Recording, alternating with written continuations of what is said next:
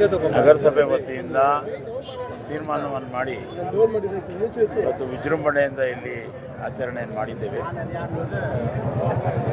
ವಿಶೇಷ ಏನಪ್ಪ ಅಂದರೆ ನಮ್ಮ ನೆಲದ ಸ್ವಾಭಿಮಾನಿ ರಾಜಕಾರಣಿ ಹನುಮಂತಯ್ಯನವರು ಮೊದಲನೇ ಚುನಾಯಿತ ಮುಖ್ಯಮಂತ್ರಿ, ಆಮೇಲೆ ಭಾಳ ದೂರದೃಷ್ಟಿಯನ್ನು ಹೊಂದಿದ್ದಂಥವರು ಮತ್ತು ಈ ನೆಲವಕ್ಕೆ ಸ್ವಾಭಿಮಾನವನ್ನು ತಂದುಕೊಟ್ಟವರು. ಹಾಗಾಗಿ ನಾವು ನಗರಸಭೆ ವತಿಯಿಂದ ನಮ್ಮ ಕೆಂಗಲ್ ಹನುಮಂತಯ್ಯ ಅಭಿವೃದ್ಧಿ ಸಮಿತಿ ಮತ್ತು ಒಕ್ಕಲಿಗರ ಸಂಘ ಮತ್ತು ನಮ್ಮ ಭಾರತ್ ಕೋಆಪರೇಟಿವ್ ಸಂಘ ಇರ್ಬೋದು, ಇನ್ನು ಅನೇಕ ದಲಿತ ಸಂಘಟನೆಗಳು, ಬೇರೆ ಬೇರೆ ಎಲ್ಲ ಸಂಘಟನೆಗಳ ಒಂದು ಸಹಕಾರದೊಂದಿಗೆ ಇವತ್ತು ಜಯಂತಿಯನ್ನು ಆಚರಣೆ ಮಾಡ್ತಾಯಿದ್ದೇವೆ. ಮುಖ್ಯವಾಗಿ ಈ ನಮ್ಮ ಧೀಮಂತ ರಾಜಕಾರಣಿಯಾದಂಥ ಕೆಂಗಲ್ ಹನುಮಂತಯ್ಯನವರ ವಿಚಾರಗಳು, ಆದರ್ಶಗಳು, ಒಬ್ಬ ಸ್ವಾಭಿಮಾನಿ ರಾಜಕಾರಣಿ. ಈಗ ಸ್ವಾಭಿಮಾನದ ಕೊರತೆ ಆಗಿಬಿಟ್ಟಿದೆ ನಮ್ಮ ರಾಮನಗರ ತಾಲೂಕಿನಲ್ಲಿ. ಅದಕ್ಕೋಸ್ಕರ ಒಂದು ಸ್ವಾಭಿಮಾನದ ಅವ್ರನ್ನ ಎಲ್ಲ ಜನರು ಕೂಡ ಒಂದು ಆದರ್ಶವಾಗಿ ಅವ್ರನ್ನ ಅನುಕರಿಸಬೇಕು.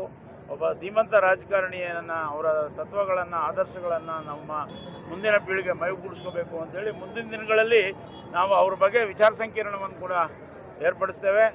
ಆ ನಿಟ್ಟಿನಲ್ಲಿ ಇಲ್ಲಿ ಈ ಒಂದು ಕೆಂಗಲ್ ಹನುಮಂತಯ್ಯ ಇವರ ಸಂರಕ್ಷಣೆ ಮಾಡೋ ಒಂದು ನಿಟ್ಟಿನಲ್ಲಿ ನಾವು ಈ ಸುತ್ತ ಇಲ್ಲಿ ಫ್ಲೆಕ್ಸ್ ಹಾಕೋದನ್ನು ನಿಷೇಧ ಮಾಡಿದ್ದೇವೆ. ಮತ್ತು ಈ ಪ್ರತಿಯೊಂದು ಬೋರ್ಡ್ಗಳು ಕೂಡ ಹಾಕಿದ್ದೇವೆ.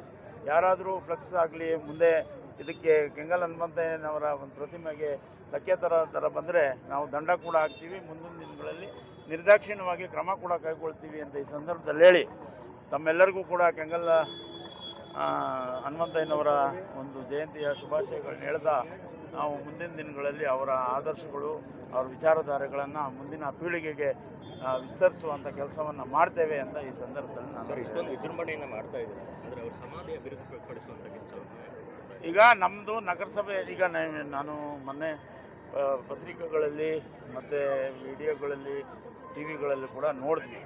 ಆ ನಿಟ್ಟಿನಲ್ಲಿ ನಾವು ಕೂಡ ಪ್ರಾಮಾಣಿಕವಾದಂಥ ಪ್ರಯತ್ನ ಮಾಡಿ ಅದನ್ನ ಅಭಿವೃದ್ಧಿ ಮಾಡಿಸ್ತಕ್ಕಂಥದ್ದಕ್ಕೆ ನಮ್ಮ ಜಿಲ್ಲಾಧಿಕಾರಿಗಳಿಗೆ ಮತ್ತು ಜಿಲ್ಲಾ ಮಂತ್ರಿಗಳಿಗೆ ಎಲ್ಲರಿಗೂ ಕೂಡ, ನಮ್ಮ ಉಪಮುಖ್ಯಮಂತ್ರಿಗಳಿಗೆ ಎಲ್ಲರಿಗೂ ಕೂಡ ಅವ್ರ ಗಮನಕ್ಕೆ ತಂದು ಈ ಒಂದು ಕಾರ್ಯವನ್ನು ಮಾಡ್ತಾರೆ. ಅಭಿವೃದ್ಧಿ ಅದು ಮುಂದೆ ಇದ್ರದ್ದು ನಾನು ಇಲ್ಲೇ ಹೆಂಗೆ ಹೇಳೋಕ್ಕಾಗ್ತದೆ, ನೀಲ್ ನಕ್ಷೆ ಮುಂದೆ ಗೊತ್ತಾಗ್ತದೆ, ಮಾಡ್ತೀನಿ.